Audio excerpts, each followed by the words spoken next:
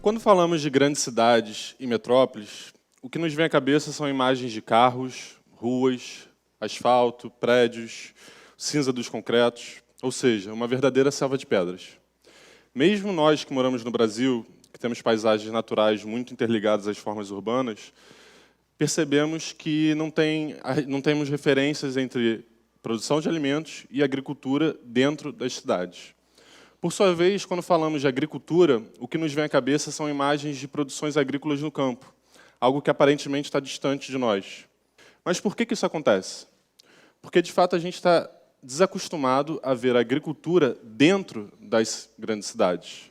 Mas, principalmente, a gente está desacostumado a perceber o potencial que as grandes cidades possuem, e os seus mais variados espaços também, para a produção real de alimentos orgânicos livres de qualquer veneno, ou seja, agrotóxicos.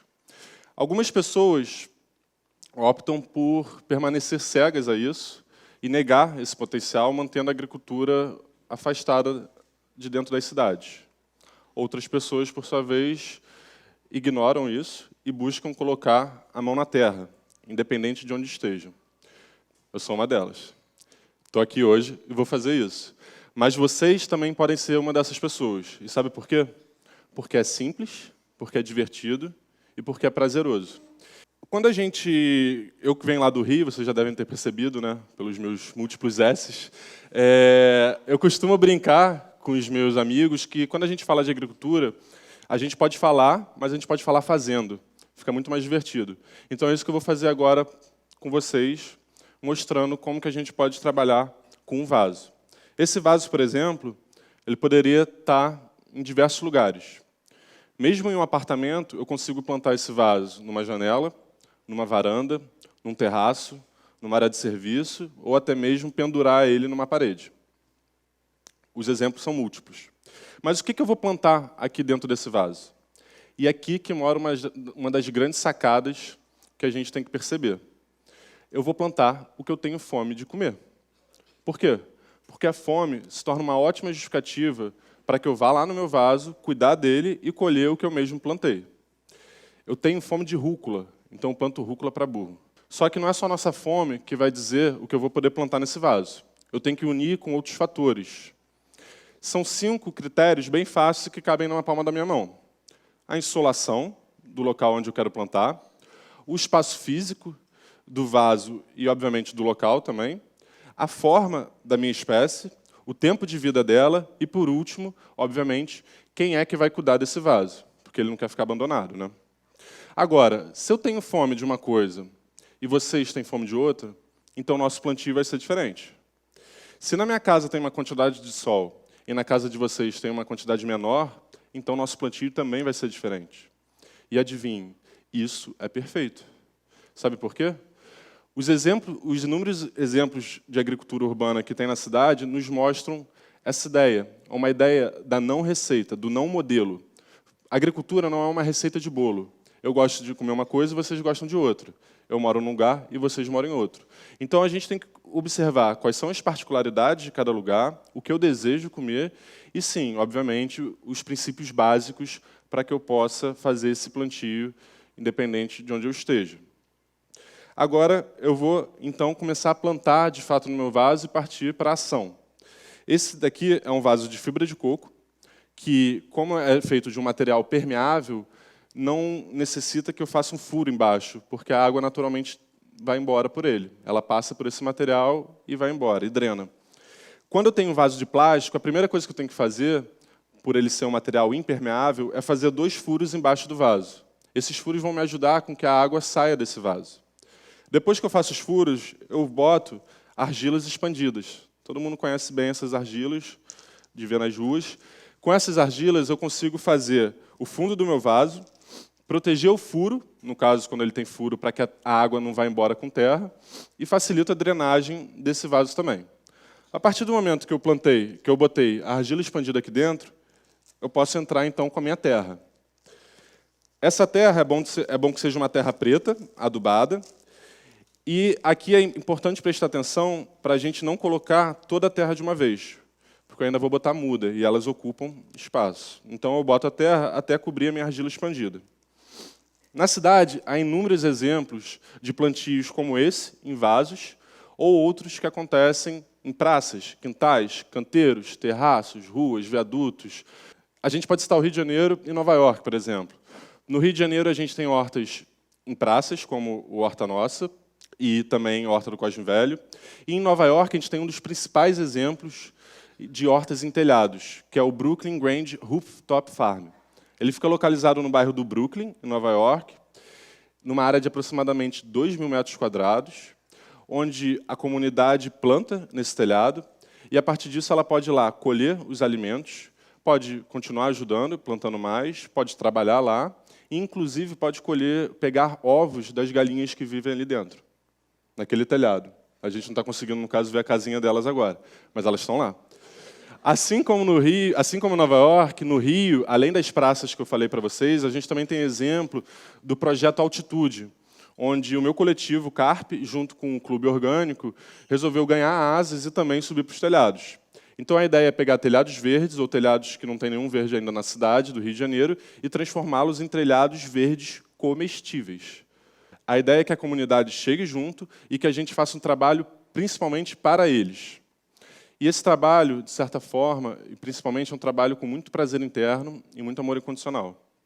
E eu não estou falando isso à toa para vocês porque são sentimentos ou emoções boas. Eu estou falando isso porque ela é uma base filosófica que a gente aprendeu com um grande mestre da CARP, que é o Ernest Goethe.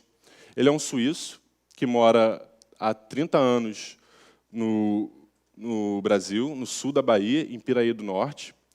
E, a partir do seu trabalho, ele conseguiu recuperar uma área de floresta de aproximadamente 500 hectares. Ele comprou, há 30 anos atrás, a fazenda Fugidos da Terra Seca. E, felizmente, devido a esse nome, felizmente, ela não existe mais. Aí vocês vão me perguntar, mas por quê? Ele não deu certo o trabalho dele? Pelo contrário, deu muito certo. A fazenda Fugidos da Terra Seca se transformou na fazenda Olhos d'Água. O Ernest, a partir do seu trabalho com a agrofloresta, conseguiu plantar água. E não é brincadeira. Ele plantou floresta e a floresta traz a água de volta. Isso é evidente, isso é um fato. Na fazenda dele, ele recuperou mais de 14 nascentes. A partir desse trabalho, ele mostra para a gente que é muito mais fácil, que a gente pode criar recursos ao invés de simplesmente consumi-los. Isso é ser sintrópico. E o Ernest é um exemplo disso. É um exemplo dessa sintropia e do trabalho com prazer interno e amor incondicional, considerando principalmente que as espécies podem cooperar. Então, a gente pode, sim, plantar uma floresta e esperar que ela possa me retornar alimentos. Ou seja, nos aproximadamente 500 hectares de floresta que o Ernest plantou, são 500 hectares aproximados de floresta comestível. A gente anda pela floresta podendo comer o que ela está nos dando. Eu fico o dia inteiro na floresta trabalhando, colhendo cacau, e eu fico com sede. Eu vou lá e posso pegar um limão-boi e comer para matar minha sede. Eu posso pegar uma laranja e também chupar para matar minha sede. E por aí vai. Os exemplos são inúmeros. Então, a agrofloresta, basicamente, ela trabalha com a ideia da gente pegar as dinâmicas florestais e juntar com os processos agrícolas de produção de alimento.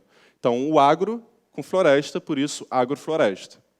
Agora, vocês estão olhando para esse vaso, vocês estão, com certeza, imaginando que eu não vou conseguir plantar uma árvore aqui.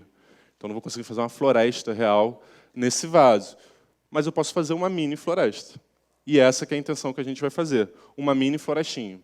Então, a partir dos conceitos técnicos, de alguns conceitos técnicos da agrofloresta, a gente vai se inspirar neles para poder fazer o nosso plantio na cidade. O que eu vou fazer aqui, a partir do primeiro conceito, que é o consórcio entre as espécies? Eu vou plantar mais de uma espécie junta, espécies diferentes, uma da outra. Então, aqui eu tenho o tomilho, eu tenho o alecrim e o orégano. Provavelmente todos vocês conhecem esses temperos, né? É possível eu ter a produção desses temperos dentro do meu vaso. Agora, como que eu vou plantar eles juntos e por que eu posso plantar eles juntos? Aí a gente entra no segundo conceito técnico da agrofloresta, que a gente transpõe para as cidades, que é a estratificação. A estratificação, basicamente, se refere à forma física que essas espécies assumem e a altura que elas vão ocupar de acordo com a quantidade de luz que elas necessitam. E isso também, com certeza, vai orientar a forma física que essa planta vai ter. Então, desse modo, eu consigo plantar o tomilho, que tem uma forma de cabelo que fica caindo, bem do lado, bem próximo do alecrim, que tem uma forma arbustiva. E do outro lado, eu já consigo vir com o orégano, que tem a mesma forma de se distribuir de um cabelo. Se eu quisesse colocar o plantio assim, iria me atrapalhar. Mas eu colocando um plantio com espécies com formas diferentes, isso me ajuda e elas não vão conflitar entre elas. Então, para eu fazer o plantio, eu simplesmente tiro o que a gente chama de torrão dessa mudinha do plástico, deixo ela onde eu quero, posiciono ela, tiro o meu alecrim, posiciono ele. Da mesma forma, eu faço isso com o meu orégano. E, a partir disso, eu já consigo continuar preenchendo o meu vaso com terra. Nessa hora, é interessante a gente conseguir preencher com a terra até o topo da mudinha que a gente plantou. E a gente vai botando. Isso é uma diversão para mim, sujar as mãos. Parece brincadeira, mas não é. Eu vou conversando com elas. Só não esperem que elas falem português com vocês, tá bom, gente? Planta não fala, desculpa. A gente se comunica com elas, mas não é através do português da fala oral. Mas aqui, com a minha mão, com a energia que eu estou colocando e com prazer interno e amor incondicional, eu consigo me comunicar para elas, com elas, e facilitar esse plantio, facilitar com que elas se desenvolvam bem nesse vaso. Pronto. Eu dou uma leve pressionada, só para esse torrão ficar firme aqui dentro, mas não é para apertar. Por favor, não fiquem apertando sem parar. Eu dou uma leve pressionada e assim eu consigo fazer o plantio das minhas mudas. Só que, como eu falei para vocês, a minha intenção é fazer uma mini florestinha. E agora eu vou usar o terceiro conceito técnico da agrofloresta, que é a sucessão natural entre as espécies. Ou seja, eu vou plantar espécies com tempos de vida diferentes. Por quê? Porque uma vai criar a outra. Então, quando eu vou plantar uma semente e uma muda do lado, a muda vai ajudar a semente e a semente vai ajudar a muda. Então, elas têm uma cooperação entre elas de ajuda mútua. E o que vai acontecer? Conforme essa semente for crescendo, eu vou colhendo a minha muda. Quando eu acabar de colher a minha muda, ou ela naturalmente morrer, porque o tempo de vida dela se esgotou, quem vai suceder elas são as sementes que eu plantei. Nesse caso, adivinhe, vou plantar rúcula, porque eu gosto muito de rúcula, então não podia deixar de plantar rúcula. Quando vocês forem plantar sementes, sempre se atentem para uma coisa. Quando forem comprar pacotes, por favor, sempre sem defensivos ou sem a imagem da caveirinha. Infelizmente, defensivo é o apelido moderno para veneno, para agrotóxico. E não tem nenhum agrotóxico que seja bom da gente comer, muito menos de aplicar na terra, uma vez que a nossa pele é a maior boca que a gente tem. Então, se eu estou trabalhando com agrotóxico, eu estou ingerindo ele da mesma forma. Além dos pacotinhos sem caveira e sem defensivos, por favor, também busquem trabalhar com espécies de sementes crioulas, que são espécies produzidas pelos agricultores ou redes agroecológicas e não foram modificadas geneticamente, ou seja, não são sementes artificiais, são sementes de fato naturais, preservadas a partir da agricultura de anos. Eu pego essa semente e aí, com o meu dedo mindinho, eu vou fazer um buraco entre as mudas. E aqui eu vou plantar a semente de rúcula. Basicamente, eu tenho que pegar esse saquinho e virar na canaleta que eu fiz com o meu dedo mindinho. Então, você vem, abre uma canaleta com o seu dedo mindinho, joga a semente e depois, com o dedo mindinho, volta com a terra. Tá, então eu já plantei tomilho, alecrim, orégano. Eu ainda vou plantar mais coisa. Eu vou plantar agora o tomate, que inclusive foi comprado hoje de manhã na feira aqui do lado. Então, eu vou pegar ele, vou estourar ele, aqui mesmo, e eu vou botar as sementes na outra canaleta que eu fiz. Dessa forma, eu posso fechar de novo a canaleta, deixar as minhas sementes enterradas. Perfeito. Por último, para a gente finalizar, a gente vai plantar uma raiz, que é o gengibre. Uma vez plantado o gengibre, praticamente você não precisa mais comprar. A gente pega esse olhinho, que é esses brotinhos que saem, e a gente chama de olho, corta um deles e planta, bota dentro da terra, com o olhinho para baixo, e depois é só cobrir de novo. Lembrando sempre de botar onde você ainda não colocou as sementes, né? Então, a atenção é muito importante nessas horas também. Já plantei minhas mudas, já plantei minha semente, já plantei minha raiz, o gengibre. Agora a gente pode partir para o quarto conceito técnico, que é a cobertura da minha terra com matéria orgânica. Essa matéria orgânica é uma matéria orgânica verde e seca, folhas verdes e secas picotadas. Isso você consegue andando na rua com uma tesoura e uma sacola, é simples. Com essas folhas, a gente vai pegando e vai cobrindo o nosso solo. E vai cobrindo a nossa terra. Dessa forma, a gente cria um sistema retroalimentar, onde, com a decomposição natural dessas folhas, ele vai me fornecer nutrientes para o meu vaso. Ou seja, ele vai ajudar com que as plantas que eu esteja plantando fiquem saudáveis. Além disso, de proporcionar um sistema retroalimentar, ele vai proteger a minha terra do contato direto com a água, o que deixa ela compactada e também permeável, uma vez que ela fica uma lâmina compactada, não entra mais água dela. E também vai me ajudar a reter a água da minha irrigação. Por quê? Porque ela funciona como uma espécie de esponja. Nesse caso, eu vou jogar água e ela vai ficar liberando aos poucos essa água, então ela vai reter essa água como se fosse uma esponja e vai ajudar a preservar a umidade do meu solo, do meu vaso. Então, foi muito simples esse plantio. Para terminar, o que a gente vai fazer, e todo mundo deve estar imaginando, a gente vai irrigar. Então, eu pego um irrigador, e é bom usar, de fato, um irrigador e não um copo, porque eu quero que faça essa chuvinha. Eu não quero que a água caia direto, como uma cachoeira. Pronto. Está irrigado, e assim a gente tem um vaso plantado. Parece besteira eu plantar meu próprio tempero, mas não é. A gente não percebe, mas em média a gente paga R$3, R$4 e um saquinho de 100, 200 gramas de alecrim. Ou seja, a gente está pagando R$30 no quilo. É praticamente o valor de uma peça de filé mignon. Olha o que eu consegui fazer em 18 minutos. Agora imagina o que a gente não consegue fazer juntos em um dia, em uma semana, em um mês, nos mais variados espaços da cidade. A gente, sim, consegue plantar muita coisa com isso. As cidades, atualmente, elas perderam muito, e vêm perdendo cada vez mais, sua capacidade de resiliência e regeneração. Quando nós plantamos e nós comemos, nós nos regeneramos. Quando nós fazemos isso na cidade, nós, de certa forma, começamos a resgatar parte da sua capacidade de resiliência e regeneração. Felizmente, a gente tem essa possibilidade de plantar e gerar recursos, e criar recursos. Eu tenho muita fome de plantio. Muita mesmo. E quando a gente compra ainda de agricultores locais ou planta a nossa própria comida, isso se torna um ato de resistência.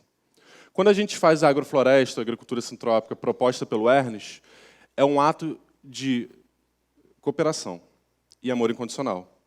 Então, a proposta que eu deixo para vocês é que, juntos, nós criemos mais espaços de cooperação e de amor incondicional e de resistência. Vamos juntos plantar o que queremos comer. Nós somos o que comemos, então nós também somos o que plantamos. Obrigado.